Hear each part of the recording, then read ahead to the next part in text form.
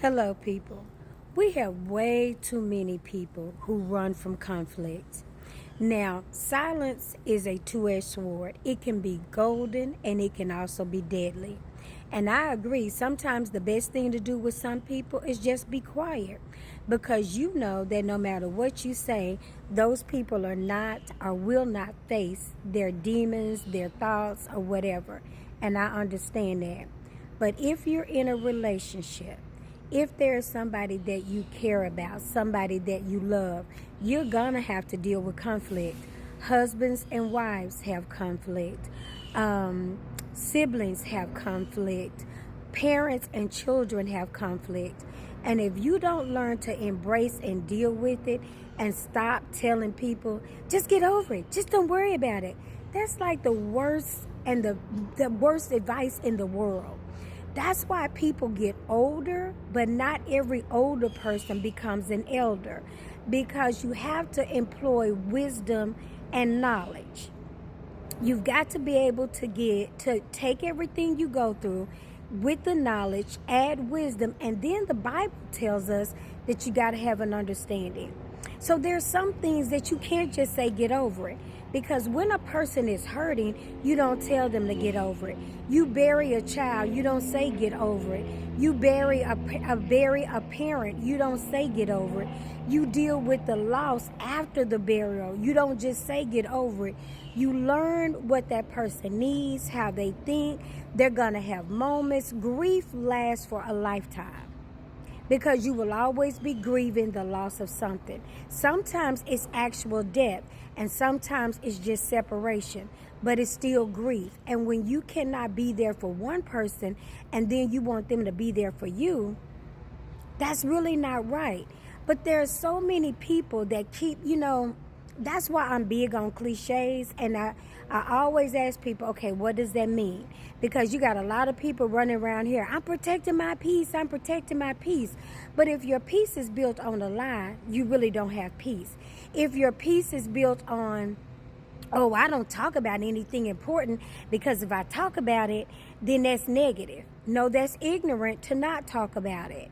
So that's not protecting your peace. After a while, if you keep running around quoting and saying things that really don't line up with life, you're gonna find yourself in a box, and you're gonna find yourself in depression, and you're gonna find yourself isolated because you have run from so many things. You're conquering nothing, and that means that you're not able to build and do anything.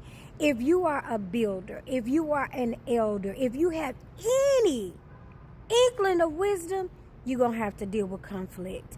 And the way you deal with it is that you pray. First of all, you got to have some wisdom. And then the Bible says wisdom is the principal thing, but with all thy getting, get an understanding.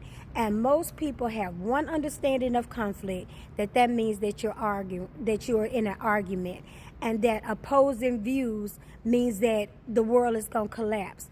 Baby, people are built, nations are built on opposing views and compromise. It's the way that you include everybody, because if we all thought the same, we would have such a boring world and we would all be just looking at ourselves. And even we don't like that. That's why God created Eve, because he said nobody should be alone. So Adam came from Eve, but guess what?